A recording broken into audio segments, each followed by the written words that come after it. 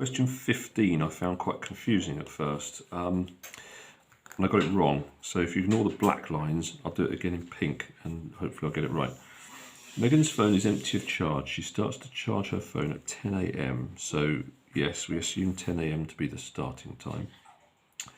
Estimate the time when the current flow starts to decrease. Well, this is when it starts to decrease here. So that's at 26, just be careful of the scale, which is 26 minutes. So the answer to part A is 10:26. That's fairly straightforward, I think. The bit I got confused on was B. Using graph A and graph B, estimate the percentage charge.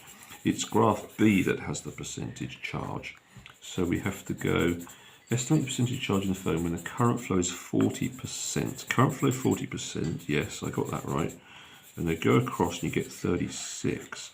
And then you need to go to this graph and go charge time of 36. Where's that? That is there. Ruler line up, ruler line across, and you get 80%. So there's the answer. It's 80%. Now, the last part is something that you would have been taught at the start of year 11. It was a topic that was about gradients of tangents. So it says estimate the rate of increase.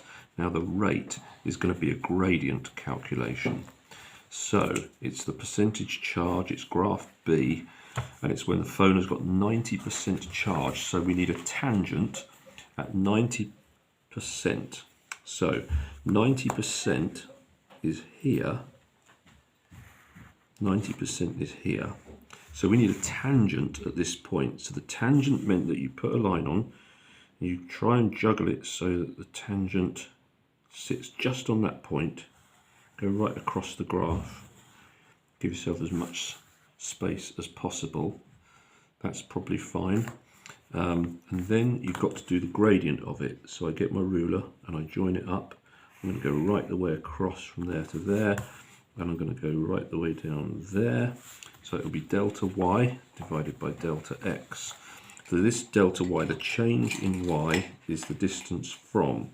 Now this scale is a bit awkward. It's going up in fours, 44, 48, 52, 56. This is 56 up to 120. So this is 120 minus 56 over here. And this distance across is 90. So for my gradient calculation, I must have 120 minus 56, and your numbers may slightly differ from mine, that's okay. And you get 120 minus 56 over 90, which is a gradient of 0.71 in my case.